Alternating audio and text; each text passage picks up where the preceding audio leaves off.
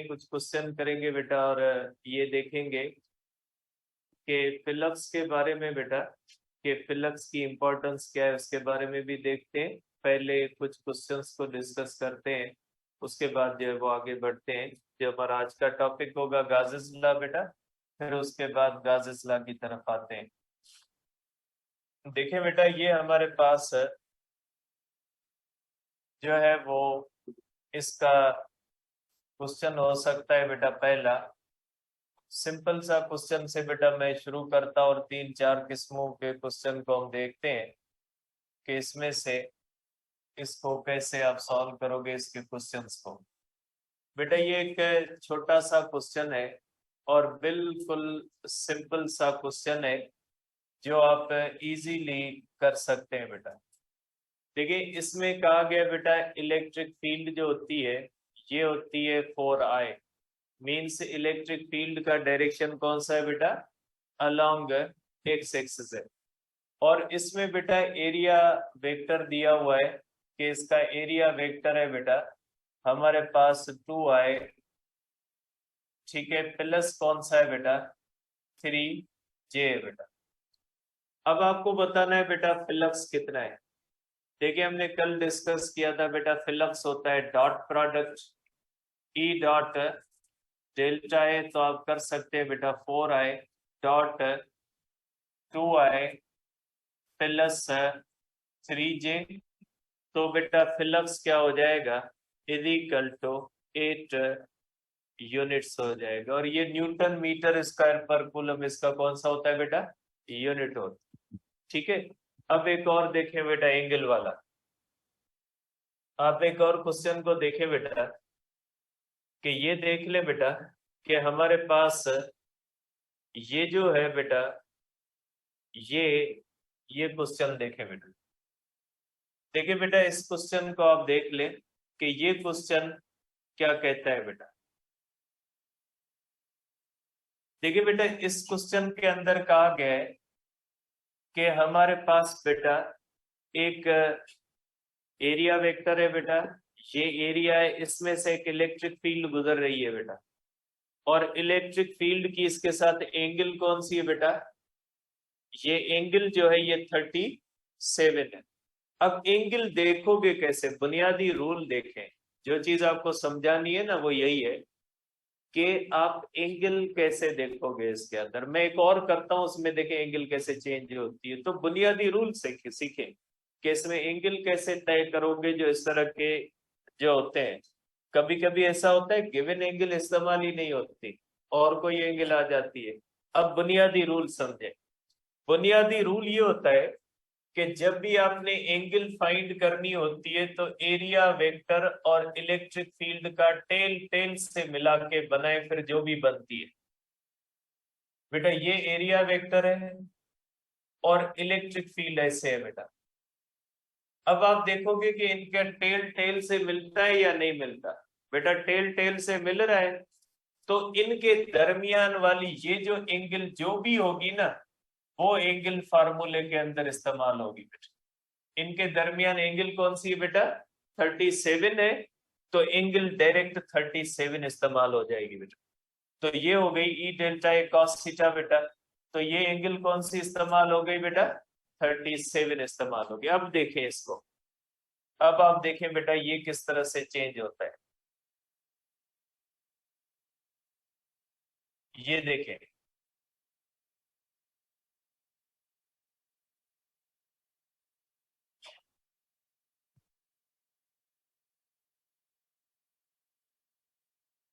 ये देखें बेटा।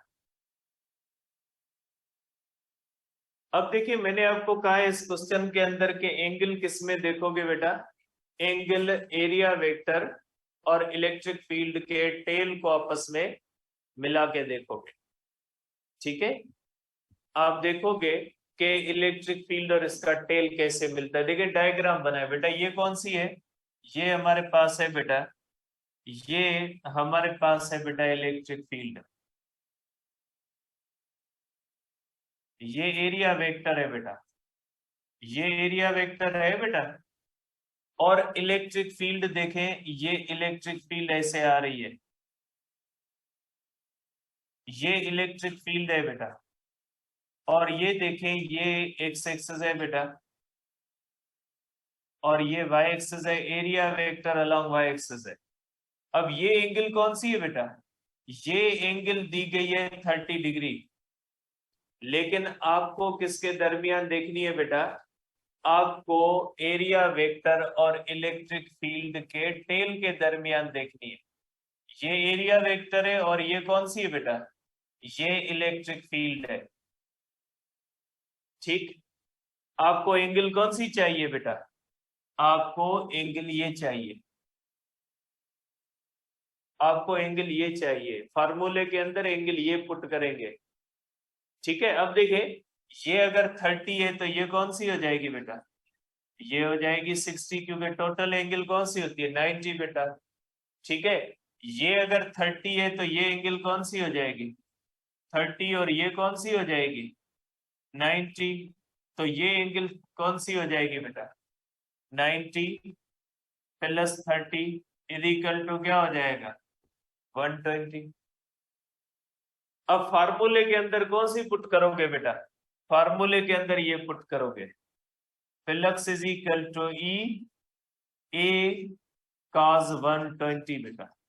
इलेक्ट्रिक फील्ड कितनी है बेटा, ये है हमारे पास 150, और ये है 15 centimetre, area 15 into 15 centimetre square 10⁻⁴ बेटा, ये है सेंटीमीटर स्क्वायर की वैल्यू बेटा।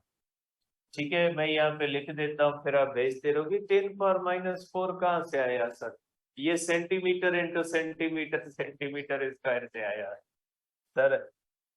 अरे अब मैं कहता हूँ, फिर आप कहते हो कि सर आप तो ऑनलाइन के अंदर हमारी बात कर देते हैं।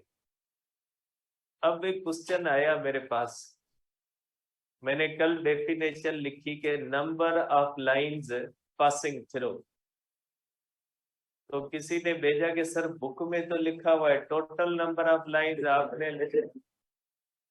आपने लिखा है नंबर ऑफ लाइंस। अब मैं क्या कहूँ आप,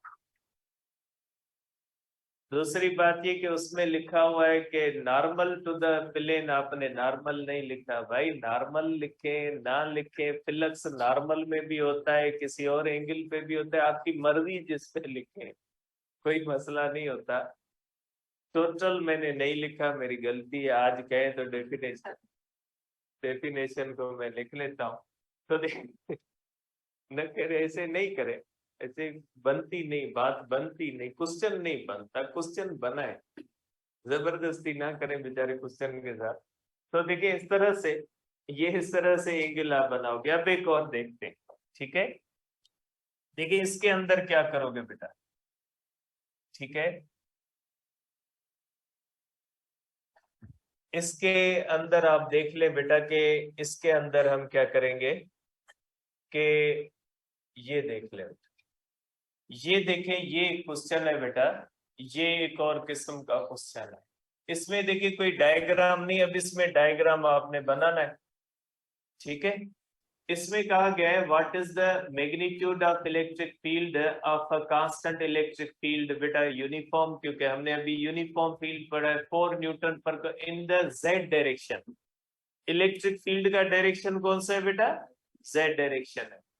ठीक है, through a rectangle with a surface area in the X Y plane, बेटा एरिया किसमें एक्स वाई में, और इलेक्ट्रिक फील्ड किस डायरेक्शन में जेड में। सिंपली दोनों के दरमियान एंगल क्या होगी बेटा, अगर एरिया एक्स वाई में है तो एरिया का एरिया वेक्टर जेड में होगा, क्योंकि एरिया वेक्टर हमेशा एरिया से परपेंडिकुलर होता है। अगर एरिया एक्स वाई में मींस अगर लेंथ एक्स पे है तो विड्थ वाई पे होगी।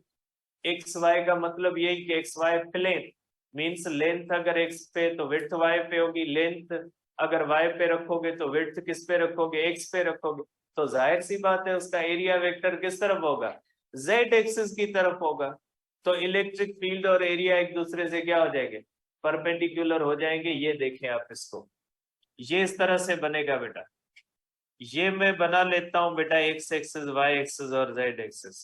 अब इसमें आपका क्वेश्चन ये हो सकता है, मैं बनाता हूं फिर, ये एक्स एक्सिस में रख रहा हूँ, ये वाई एक्सिस रख रहा हूँ, ये जेड एक्सिस। इसमें आपका ये हो सकता है कि सर मुख्तलिफ जगहों पे तो इसको एक्स, इसको वाई, इसको जेड, आपने इसको जेड रख दिया, कोई मसला नहीं है, रख लें आप, कोई आसमान नहीं गिरेगा, इधर रख लें, ठीक है, इससे कुछ नहीं होता। इसको वाई रखें, इसको जेड रखें, इतना बड़ा मसला नहीं होता। बहुत सारी मैंने समझाने के लिए आपको रखा है, अगर कहें तो इधर मैं मिटा के रख देता हूँ, ठीक है। तो मसले इतने बड़े नहीं होते जितने आप बना लेते हैं।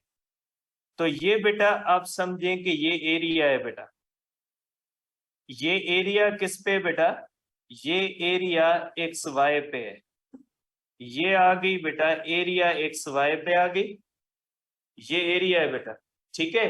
और ये क्या हो जाएगा बेटा, इसका एरिया वेक्टर हो जाएगा, ठीक है। ये एक्स वाई पे एरिया है और इसका एरिया वेक्टर किस तरफ चला गया, जेड। और इलेक्ट्रिक फील्ड भी किस तरफ है बेटा, इलेक्ट्रिक फील्ड भी जो होती है वो जेड की तरफ होती है। तो प्लेन के दरमियान और इलेक्ट्रिक फील्ड के दरमियान 90, और एरिया वेक्टर और इलेक्ट्रिक फील्ड के दरमियान एंगल कौन सी है, 0 हो गई। तो अब आप फ्लक्स कैसे कैलकुलेट करोगे, flux is equal to E delta A cos theta. E क्या है बेटा, ई है 4, एरिया कौन सी है बेटा 4, और कास कौन सी है बेटा 0। ये देखें यहाँ पे कैलकुलेट भी किया हुआ है, तो जवाब कौन सा आ जाता है बेटा 16 आ जाता, ठीक है। इसको इस तरह, अब एक और देखें बेटा, एक और को भी देखें कि इसका कैसे बनता है, देखें।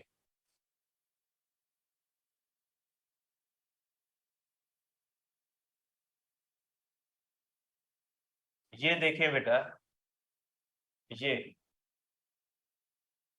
ये बेटा मैं लगा देता हूं यहाँ पे, इसको देखें आप, एक ये बेटा, एक और भी मैं लगाता हूं, इसकी प्रैक्टिस करें बेटा इसको।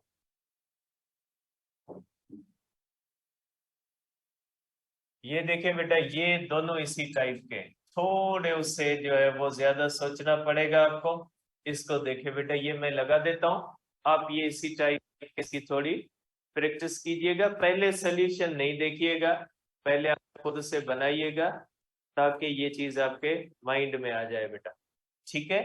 एक और दो क्वेश्चन है बेटा, वो भी मैं लगा देता हूं, इसकी प्रैक्टिस कर लीजिएगा बेटा, ठीक है। ये बेटा क्यूब वाला है, अभी ये हमने पढ़ा नहीं है, ठीक है, क्यूब वाला किस्सा अभी पढ़ा हुआ नहीं है।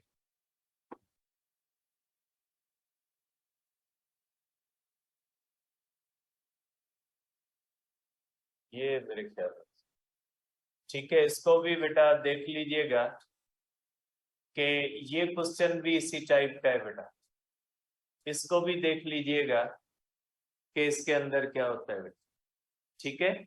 इसमें भी इसको देखिएगा कि इसमें कौन सा बनता है, एरिया वेक्टर वगैरह ये आपने खुद बनाने, इस तरह का जो हमने कर भी लिया है, ठीक है, इस तरह का एक हमने किया भी है। अब आ जाते हैं बेटा आगे, कि अब चलते हैं कि बेटा जब हमने कल फिलक्स पढ़ा था, तो उसमें फिलक्स से पहले जब हमने इलेक्ट्रिक फील्ड लाइंस पढ़ी थी, तो इलेक्ट्रिक फील्ड लाइंस को पढ़ते हुए मैंने आपको एक बात कही थी कि इलेक्ट्रिक फील्ड लाइंस को दो मकसद के लिए इस्तेमाल करते हैं। एक हम इस्तेमाल करते हैं इलेक्ट्रिक फील्ड का डायरेक्शन देखने के लिए, और दूसरा हम इस्तेमाल करते हैं इलेक्ट्रिक फील्ड की इंटेंसिटी को मेयर करने के लिए। तो हमने कल देखा था कि जब हम फ्लक्स कैलकुलेट करते हैं, तो जिस जगह पे इलेक्ट्रिक फील्ड स्ट्रांग होती है वहां पे फ्लक्स ज्यादा होता है, और जहां पे इलेक्ट्रिक फील्ड वीक होती है वहां पे फ्लक्स जो होता है वो क्या हो जाता है, कम। इसका मकसद है कि अगर आप किसी भी जगह पे इलेक्ट्रिक फील्ड इंटेंसिटी देखना चाहते हैं, तो आप उस जगह पे इलेक्ट्रिक फ्लक्स को कैलकुलेट कर लें। अगर उस जगह पे इलेक्ट्रिक फ्लक्स ज्यादा है, तो हम कहेंगे कि वहां पे इलेक्ट्रिक फील्ड इंटेंसिटी स्ट्रांग है। और अगर किसी जगह पे इलेक्ट्रिक फ्लक्स कम है, तो हम कहेंगे वहां पे इलेक्ट्रिक फील्ड इंटेंसिटी कम है। तो मीन्स किसी भी जगह पे जो फ्लक्स होता है उस फ्लक्स से हमें पता लग सकता है कि इलेक्ट्रिक फील्ड इंटेंसिटी कितनी है, क्योंकि फ्लक्स होता है नंबर ऑफ लाइंस, और जहां पे फ्लक्स ज्यादा होता है वहां पे इलेक्ट्रिक फील्ड इंटेंसिटी ज्यादा होती है। तो अब हम ये आज देखते हैं कि फ्लक्स को इस्तेमाल करके इलेक्ट्रिक फील्ड इंटेंसिटी को कैसे मेयर किया जा सकता है, जिसको हम कहते हैं बेटा फ्लक्स डेंसिटी। इसको आप कहते हैं बेटा फ्लक्स डेंसिटी। बेटा के फ्लक्स डेंसिटी क्या होती है बेटा? देखिए बेटा, आप कह सकते हैं कि बेटा फ्लक्स डेंसिटी का मकसद है फ्लक्स पर यूनिट एरिया। बेटा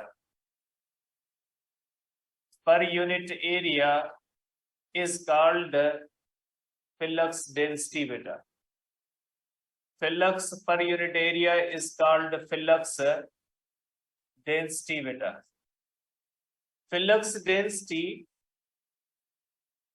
is equal to flux density is equal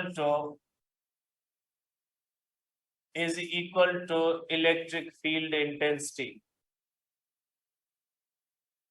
electric field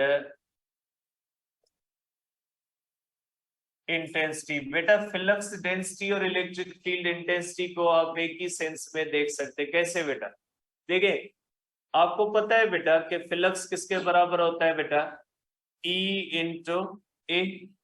ठीक है, आप यहां से कर सकते हैं बेटा electric field is equal to flux per unit area. बेटा तो ये क्या हो जाता है बेटा? आप देख सकते हैं बेटा ये क्या है? ये इलेक्ट्रिक फील्ड है, इलेक्ट्रिक फील्ड इंटेंसिटी है बेटा, ये इलेक्ट्रिक फील्ड इंटेंसिटी है, और ये क्या है बेटा? ये फ्लक्स डेंसिटी है। अब ये flux per unit area flux density किसके बराबर आ गया बेटा? इलेक्ट्रिक फील्ड इंटेंसिटी के। मींस जो फ्लक्स डेंसिटी होती है वो किसके बराबर हो जाती है बेटा? Electric field intensity. तो इसी से आप मेजरमेंट कर सकते हैं इलेक्ट्रिक फील्ड इंटेंसिटी की, कि जिस जगह पे आपने इलेक्ट्रिक फील्ड इंटेंसिटी मेयर करनी है उस जगह का फ्लक्स पर यूनिट एरिया करोगे तो आपको उस पॉइंट पे इलेक्ट्रिक फील्ड इंटेंसिटी की मेजरमेंट आ जाएगी। तो ये आप कह सकते हैं कि ये इलेक्ट्रिक फील्ड इंटेंसिटी को मेयर करने का दूसरा तरीका है। पहला तरीका कौन सा था? पहला तरीका ये था कि आप किसी भी जगह पे इलेक्ट्रिक फील्ड इंटेंसिटी अगर मेयर करनी है आपने, तो उस पॉइंट पे आप टेस्ट चार्ज रखते हो, और जितनी फोर्स टेस्ट चार्ज पे लगेगी, force per unit test charge जो होती है वो किसकी मेजरमेंट देती है बेटा? इलेक्ट्रिक फील्ड इंटेंसिटी की मेजरमेंट देती है। इसी तरह से फ्लक्स डेंसिटी भी किसकी मेजरमेंट देती है? फ्लक्स डेंसिटी भी इलेक्ट्रिक फील्ड इंटेंसिटी की मेजरमेंट देती है बेटा। ठीक है, अब जो हमारा नेक्स्ट टॉपिक है बेटा वो है हमारे पास गॉसेस लॉ। देखिए, हमने कल जो डिस्कस किया है वो हमने किया है फ्लक्स थ्रू फ्लैट सरफेस। अगर किसी भी फ्लैट सरफेस से आपने फ्लक्स कैलकुलेट करना है तो आप सिंपली फार्मूला इस्तेमाल कर सकते हो E डॉट डेल्टा है। लेकिन अगर आपने किसी क्लोज्ड सरफेस से फ्लक्स कैलकुलेट करना है तो फिर आपके लिए जो ज्यादा मुनासिब रहता है वो कौन सा रहेगा? गॉसेस लॉ रहेगा। अब हम ये देखते हैं गॉसेस लॉ हमें क्या कहता है या क्या बताता है बेटा। ठीक है, तो बेटा अब हम करेंगे गॉसेस लॉ। बेटा गॉसेस लॉ को पढ़ने से पहले बेटा आपको पता होना चाहिए क्लोज्ड सरफेस क्या है बेटा। देखिए बेटा, क्लोज्ड सरफेस का मकसद है ऐसा सरफेस जिसके अंदर किसी चार्ज को बंद किया जा सके। जैसे कोई आपके पास स्फेयर है, बाल है, उसके अंदर आपने चार्ज डाल दी तो वो स्फेयर या बाल जो होगा वो उस चार्ज का क्लोज्ड सरफेस हो जाएगा। अगर रूम है उसके अंदर आपने चार्ज रख दी तो वो रूम भी उस चार्ज को हर तरफ से घेरता है, तो वो भी उसका क्या बन जाएगा, क्लोज सरफेस। अगर कोई शॉपर है उसके अंदर चार्ज डाल के उसको बांध दो तो वो भी उसका क्या बन जाएगा, क्लोज सरफेस। शॉर्ट में, सिंपल में आप ये कह सकते हैं कि कोई भी ऐसी चीज जो चार्ज को हर तरफ से बंद कर ले उसको क्या कहा जाता है, क्लोज सरफेस। उसका कोई भी शेप हो सकता है, स्फेरिकल शेप हो सकता है, अगर कोई क्यूब है, डब्बा है, उसके अंदर डाल दें वो हो सकता है, कोई आर्बिटरी शेप बलून हो सकता है, कोई शापर हो सकती है। आप अपने हाथ में चार्ज रख के मुट्ठी को बंद कर दें, ये मुट्ठी उसका क्या हो जाएगी, क्लोज सरफेस हो जाएगी। मींस ऐसी चीज जिसके अंदर चार्ज क्या हो जाए, बंद हो जाए, उसको हम क्या कहेंगे, क्लोज्ड सरफेस। ये 3 डायमेंशनल कोई चीज हो, 3D हो, क्योंकि आपको पता है इस तरह से जो भी बॉक्स और इन चीजों की जो होती है वो क्या होती है बेटा, 3D जो है वो आप कह सकते हैं बेटा। 3 dimensional object which can enclose charge बेटा। कोई भी 3D जो होता है उसको आप कह सकते हैं बेटा। इसके बाद होती है बेटा चार्ज इनक्लोज्ड बेटा, चार्ज इनक्लोज्ड बेटा। अब ये चार्ज इनक्लोज्ड क्या होती है बेटा, charge with in closed surface बेटा इज कॉल्ड चार्ज इनक्लोज्ड बेटा।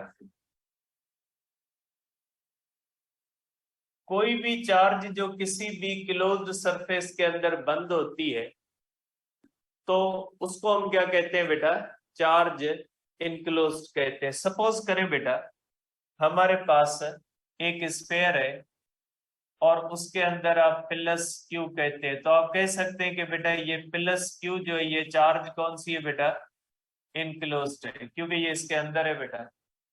अब अगर कोई निगेटिव चार्ज है बेटा, अगर निगेटिव चार्ज है तो आप कहोगे निगेटिव चार्ज कौन सी है, इनक्लोज्ड है बेटा।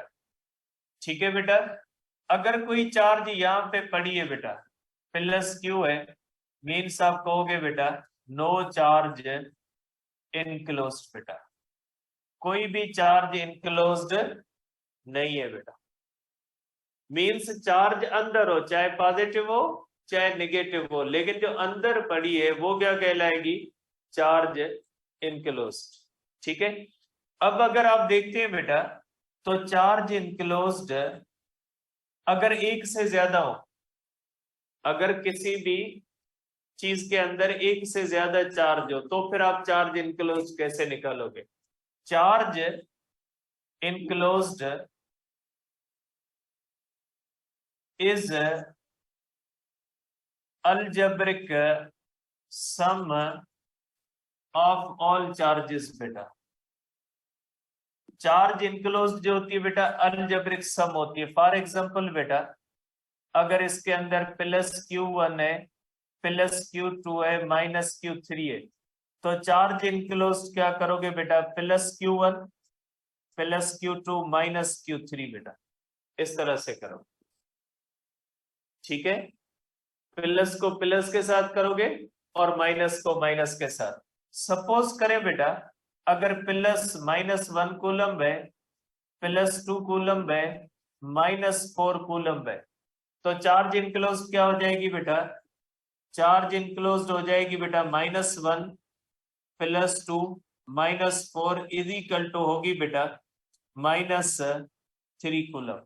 चार्ज इनक्लोज्ड क्या हो जाएगी बेटा, -3 कूलम हो जाएगी। ठीक है। अब अगर इस तरह से हो बेटा कि अगर आपके पास +1 कूलम और -1 कूलम हो बेटा, इसको हम कहते हैं डायपोल। अगर कोई भी इक्वल बट अपोजिट चार्जेस इसके अंदर बंद हो, चार्ज इनक्लोज्ड क्या हो जाएगी बेटा, चार्ज इनक्लोज्ड जो होगी बेटा -1 + 1 = 0 हो जाएगी। तो हम कहेंगे चार्ज इनक्लोज्ड क्या है बेटा 0। अब देखिए अगर कैपेसिटर हो बेटा, अगर इस तरह से हो, अगर कैपेसिटर हो बेटा तो चार्ज इनक्लोज्ड क्या हो जाएगी बेटा = बेटा 0, क्योंकि कैपेसिटर के ऊपर दो इक्वल बट अपोजिट चार्जेस होती। तो ये चार्ज इनक्लोज्ड के रूल्स हैं। चार्ज इनक्लोज्ड का मकसद कौन सा लोगे बेटा टोटल, ठीक है। अलजेब्रिक सम क्या हो जाता है बेटा means charge enclosed = Q1 + Q2 + up to क्या करोगे Qn करोगे, इसको हम कहते हैं चार्ज इनक्लोज्ड, ठीक। अब हम कहते हैं बेटा गासेस लॉ हमें क्या कहता है।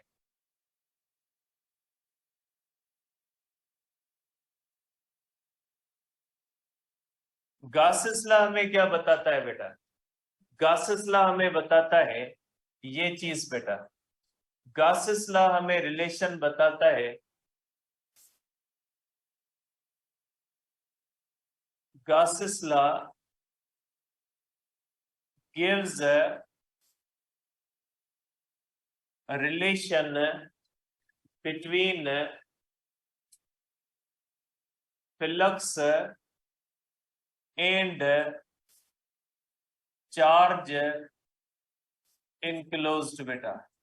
देखिए बेटा हमने charge flux through flat surface तो हमने कर लिया।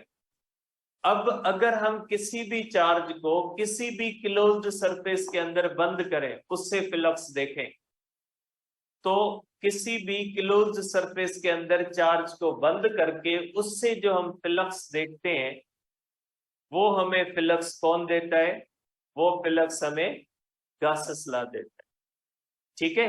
गासेस लॉ के अंदर पहले हम करते हैं बेटा कि flux through sphere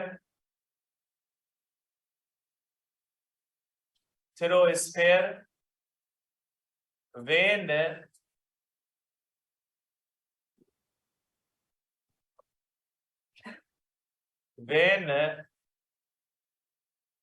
charge is placed at centre बेटा, अगर सेंटर पे पड़ी है चार्ज तो फ्लक्स कितना होगा बेटा देखें।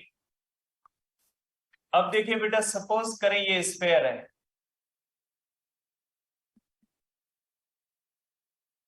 ठीक है। इस स्फीयर के सेंटर पे यहां पे एक पॉइंट चार्ज बेटा +Q पड़ी है बेटा, ठीक है। ये सेंटर पे पड़ी है बेटा। अब हमने इसका फ्लक्स देखना है कि इसका फ्लक्स इस क्लोज्ड सर, जाहिर सी बात है बेटा इसमें से लाइनें निकलेंगी और इस तरह से फैलेंगी।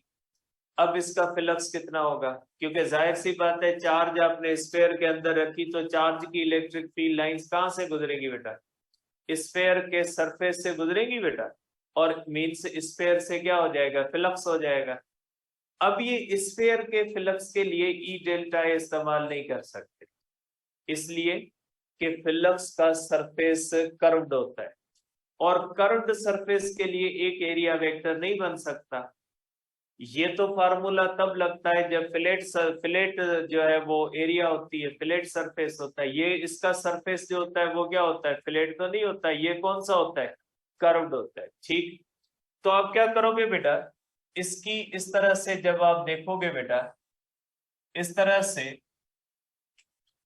आप इसको जब देखोगे बेटा तो ये इस तरह से हो जाएगा, ठीक है। इस तरह से ये फ्लक्स हो जाएगा। अब इसका फ्लक्स क्या होगा देखिए बेटा, अब इसके अंदर बेटा इन केस ऑफ ये मैं यहां पे इसके साथ नहीं, अगर सपोज करें ये आता है बेटा, ठीक है, कि E is same at all points on sphere बेटा, on surface of sphere is same and perpendicular बेटा, ठीक है। देखिए बेटा आप अगर ये पॉइंट देखें बेटा, ये पॉइंट 1 है, पॉइंट बेटा 2 है, पॉइंट 3 है। हर पॉइंट का डिस्टेंस R1 R2 R3 बेटा। आप देख सकते हैं बेटा कि ये सरफेस के ऊपर जो पॉइंट्स हैं सब के सब पॉइंट्स जो है वो क्या इक्वल डिस्टेंस पे है। तो हर एक के लिए इलेक्ट्रिक फील्ड इंटेंसिटी जितनी यहाँ पे होगी उतनी यहाँ पे होगी उतनी यहाँ पे, क्योंकि चार्ज सेम है और इस सरफेस का हर जगह पे डिस्टेंस क्या है बेटा, इक्वल है। तो इलेक्ट्रिक फील्ड जो है वो इस स्फीयर के सरफेस की हर पॉइंट पे क्या होती है बेटा, हर पॉइंट पे इक्वल होती है, क्योंकि ये स्फीयर के चार्ज जो पड़ी है वो किस पे पड़ी है बेटा, चार्ज सेंटर पे पड़ी है। तो उस स्फीयर के हर हिस्से का डिस्टेंस क्या होता है, सेंटर से इक्वल होता है। इसलिए हर पॉइंट पे जो इलेक्ट्रिक फील्ड होती है वो क्या होती है बेटा, इलेक्ट्रिक फील्ड सेम होती है, परपेंडिकुलर भी होती है। आप देख ले बेटा कि हर पॉइंट पे ये इलेक्ट्रिक फील्ड सरफेस से क्या होती है बेटा, परपेंडिकुलर भी होती है। अब इससे फ्लक्स जो होता है बेटा, फ्लक्स इज कैलकुलेटेड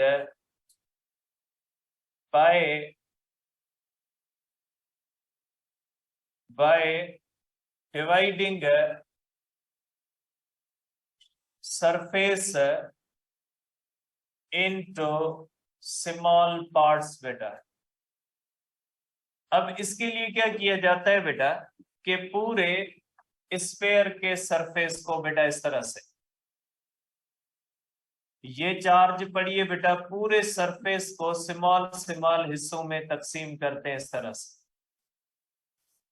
इस तरह से स्मॉल स्मॉल हिस्सों में तकसीम करेंगे, क्योंकि ये फ्लैट एरिया नहीं है, ये फ्लैट सरफेस नहीं है। जब कर्व्ड सरफेस होता है ना तो पूरे कर्व्ड सरफेस के स्मॉल स्मॉल हिस्से बनाते हैं। ये मैंने पहले भी आपको बताया था। जैसे ये देख ले बेटा, ये आप देख ले, अगर कोई फुटबॉल है बेटा, अगर इसके अंदर आप कोई भी चार्ज रख दें बेटा, इसके अंदर अगर कोई भी चार्ज रख दें बेटा, इसके सेंटर पे अगर रख दें, तो हम क्या करते हैं बेटा कि इस तरह से अगर चार्ज सेंटर पे है बेटा तो हर हिस्से का एरिया वेक्टर अलग निकालेंगे बेटा, हर पीस का एरिया वेक्टर क्या निकलेगा बेटा, अलग निकलेगा। क्योंकि बेटा ये कर्व्ड सरफेस है और कर्व्ड सरफेस का एरिया वेक्टर एक नहीं बन सकता। तो याद रखें कि अगर किसी भी कर्व्ड सरफेस से आपने फ्लक्स को कैलकुलेट करना है तो उसका तरीका कौन सा होता है बेटा, उसका तरीका ये होता है कि पूरे कर्व्ड सरफेस को आप छोटे हिस्सों में तकसीम करें। जब आप छोटे हिस्सों में तकसीम करोगे तो हर हिस्सा क्या बन जाएगा, फ्लैट बन जाएगा। और जब उसका हर हिस्सा फ्लैट बन जाएगा तो उसके लिए आप कौन सा फार्मूला इस्तेमाल कर सकते हो, ई डेल्टा ए वाला फार्मूला इस्तेमाल कर सकते। इसी मकसद के लिए हम पूरे सरफेस को कितने हिस्सों में तकसीम करते हैं, एन हिस्सों में तकसीम करते हैं। अब फ्लक्स क्या हो जाएगा बेटा, जो टोटल फ्लक्स होगा वो हर हिस्से का फ्लक्स अलग होगा बेटा। आपने इसके एन हिस्से कर दिए तो फ्लक्स हो जाएगा बेटा एन। तो ये हो जाएगा बेटा फ्लक्स एक हिस्से से, एक छोटे हिस्से से, ये फ्लैट है बेटा, इससे आप कर सकते हैं बेटा ई डेल्टा A1 प्लस बेटा ई डेल्टा A2। बेटा E1 E2 नहीं करोगे क्योंकि हर हिस्से पे इलेक्ट्रिक फील्ड कौन सी है, सेम है। तो प्लस आप करोगे बेटा is equal to E into delta area इन कर लोगे बेटा। आपको पता है बेटा ये पॉइंट चार्ज है, इसकी इलेक्ट्रिक फील्ड जो होती है वो किसके बराबर हो जाएगी बेटा, ये आप कर लेंगे ई कॉमन बेटा, ये हो जाएगा एरिया 1 एरिया 2 बेटा प्लस हो जाएगा एरिया एन बेटा। ये आइसोलेटेड चार्ज है, ये हो जाएगी बेटा के क्यू अपॉन आर, आर किसका बेटा, स्फीयर का रेडियस, ये हो जाएगी एरिया ऑफ स्फीयर, क्योंकि सब एरिया को सम करोगे एरिया ऑफ द स्फीयर हो जाएगी is equal to 1 upon 4 pi epsilon not Q upon R square, ये होगा 4 पाई आर स्क्वायर 4 पाई ये हो जाएगा बेटा Q अपॉन एप्सिलॉन नॉट। तो फ्लक्स किसके बराबर हो जाएगा बेटा? Q upon epsilon not. तो मीन्स अगर किसी भी स्फेयर के जो है वो सेंटर पे आप चार्ज रखोगे तो पूरे स्फेयर का जो फ्लक्स होगा वो कितना हो जाएगा बेटा? Q upon epsilon not. देखिए बेटा अब इसका स्पेशल केस है। If Q is placed, Q is not placed beta. If charge is not placed at center of sphere beta, अगर सेंटर ऑफ स्फेयर पे नहीं रखी हुई बेटा, अगर चार्ज इस तरह से रखी हुई है बेटा, अगर चार्ज Q यहां पे रखी हुई है तो फ्लक्स किसके बराबर होगा बेटा? देखिए बेटा अगर चार्ज सेंटर पे नहीं भी है ना तो भी फ्लक्स रिमेन्स सेम बेटा। ठीक है, और कितना रहेगा बेटा? Q upon epsilon not. फर्क सिर्फ ये होगा कि फिर इसकी इलेक्ट्रिक फील्ड एक जैसी नहीं होगी और हर पॉइंट पे इलेक्ट्रिक फील्ड क्या हो जाएगी? डिफरेंट हो जाएगी और परपेंडिकुलर भी नहीं होगी। बाकी फ्लक्स पे कोई भी फर्क नहीं है। कैलकुलेट करना मुश्किल हो जाएगा, जैसे मैंने फार्मूला बनाया ना वो फार्मूला बनाना मुश्किल हो जाएगा, लेकिन जब आप फार्मूला बना लोगे तो जवाब वही आएगा। मींस स्फेयर के अंदर आप चार्ज कहीं पे भी रख दो, फ्लक्स के ऊपर कोई फर्क नहीं पड़ता। Q upon epsilon means flux सिर्फ इस बात पे डिपेंड करता है कि अंदर चार्ज कितनी इनक्लोज है। जाहिर सी बात है फ्लक्स का मकसद ही number of electric field lines है। चार्ज अगर बड़ी है छोटी है वही फर्क करेगा ना, फिर वहां पे पड़ी है वहां पे पड़ी क्या फर्क पड़ता है। अगर एक बल्ब है उसको किसी शीशे के स्फेयर के अंदर बंद कर देते हो तो ये बात मैटर करेगी कि उस बल्ब में से रोशनी कितनी आ रही है। फिर बल्ब वो एक साइड पे या किसी सेंटर पे पड़ा है, नंबर ऑफ लाइट रेज तो वही निकलना है ना उससे, तो फ्लक्स पे इस बात से कोई फर्क नहीं पड़ता। अब देखिए बेटा इसका सेकंड केस है कि अगर स्फेयर नहीं है, flux throw any arbitrary shape closed surface बेटा। अगर कोई क्लोज्ड सरफेस ऐसा है जो आर्बिटरी शेप का है बेटा, सपोज करें एक ऐसा क्लोज्ड सरफेस हम रख देते हैं बेटा। अब अगर चार्ज इसके अंदर यहां पे रख देते हैं बेटा, इसमें भी फ्लक्स पे कोई फर्क नहीं पड़ेगा। फर्क किस पे पड़ेगा? फर्क पड़ेगा तो बेटा इलेक्ट्रिक फील्ड की इंटेंसिटी हर जगह पे एक जैसी नहीं होगी और इलेक्ट्रिक फील्ड इसमें हर जगह पे परपेंडिकुलर भी नहीं होगी, क्योंकि बेटा यहां से ये डिस्टेंस कम है और मुख्तलिफ जगहों पे डिस्टेंस क्या है बेटा? अनइक्वल है। तो आप कहोगे कि E is not perpendicular or same at every point on surface, but flux ये अलग लिखता हूं। फ्लक्स इसमें भी क्या हो जाएगा बेटा? Q upon epsilon. इसके लिए भी होगा बेटा E is not same and perpendicular at every point।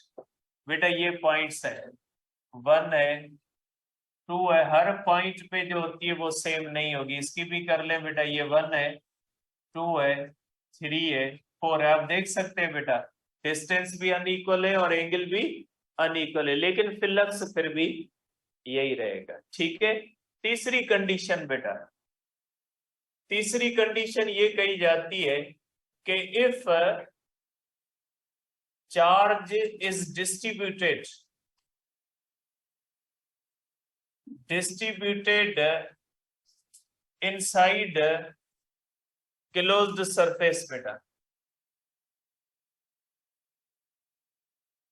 अगर चार्ज डिस्ट्रीब्यूटेड है बेटा इस तरह से, सपोज करें अगर चार्ज इस तरह से चार्ज तकसीम की हुई है बेटा, इस तरह से चार्ज को तकसीम किया हुआ है मुख्तलिफ जगहों पे बेटा, तो भी कहोगे कि फ्लक्स कितना होगा, Q upon epsilon.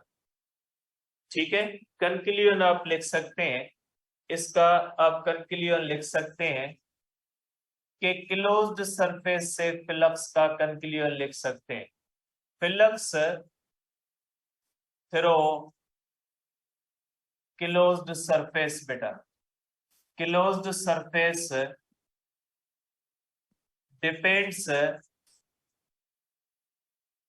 Only upon charge enclosed. सिर्फ और सिर्फ इस बात पे डिपेंड करता है चार्ज कितनी बंद है, ठीक, बाकी किसी चीज पे डिपेंड नहीं करता। ठीक है, आप कहोगे flux is independent of size, shape, position of charge and distribution of charge.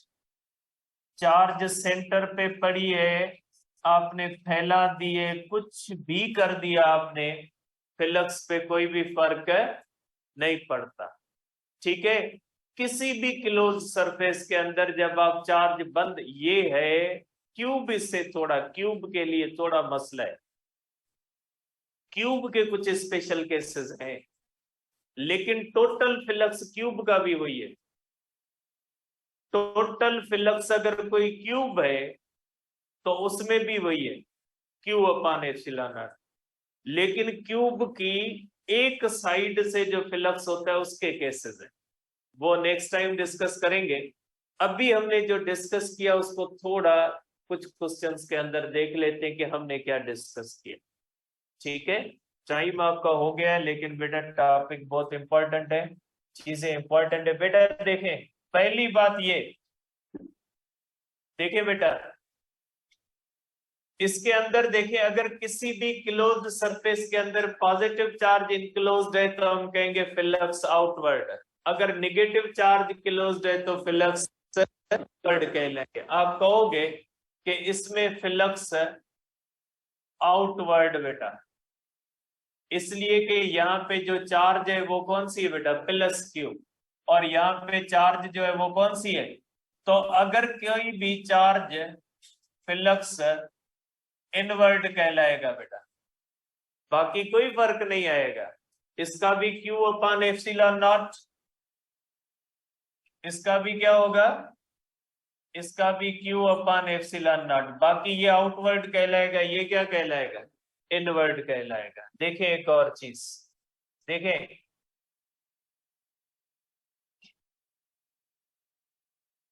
ये देखें बेटा, ये देखें, इसमें देखें बेटा,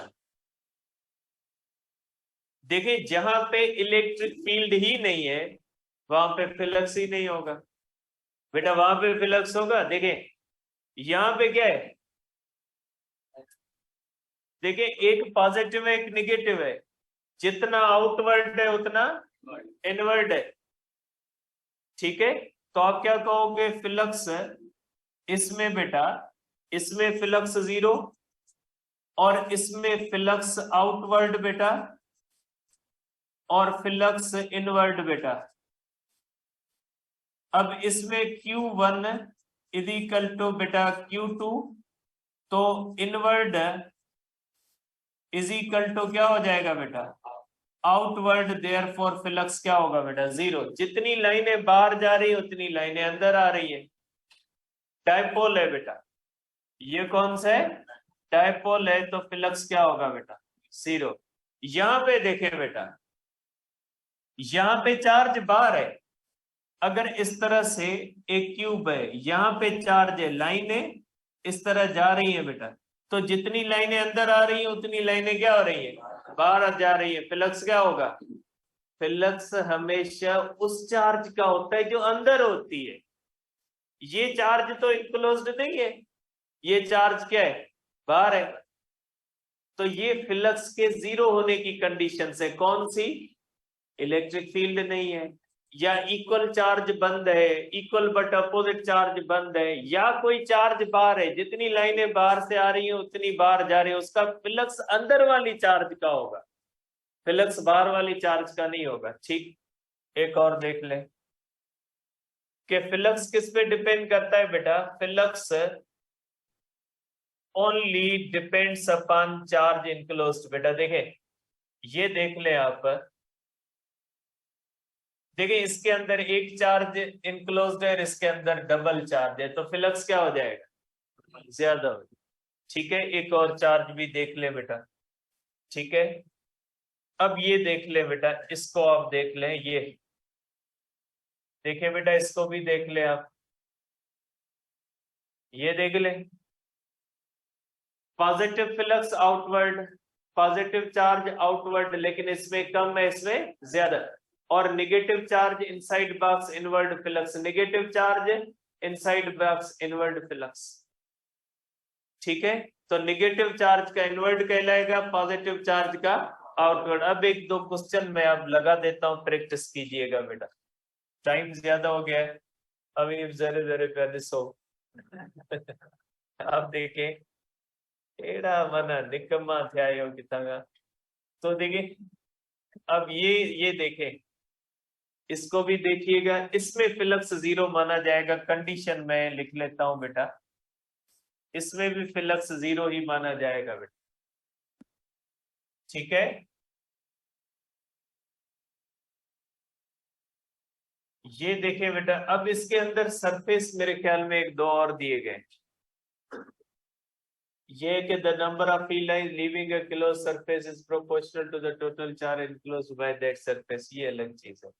ये इसमें देखें बेटा, इस क्वेश्चन के अंदर देखें, ये देखें, एक क्वेश्चन ये होता है, इसको देखिएगा बेटा, इसको आराम से समझिएगा। ठीक है, और एक ये भी देखें, ये क्वेश्चन है बेटा, ये क्वेश्चन एक बनता है जो एक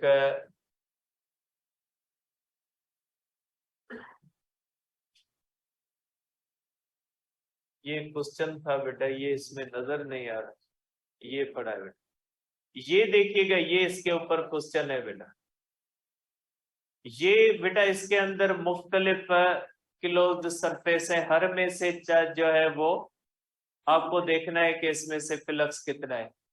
ठीक है, ये यहाँ पे डिटेल्स लिखी हुई है, इसको देखिएगा। ठीक है, तो इंशाल्लाह अब डिस्कस करेंगे नेक्स्ट टाइम बेटा, एप्लीकेशन आप गासेस ला डिस्कस करेंगे। ठीक है, हाँ नवाज।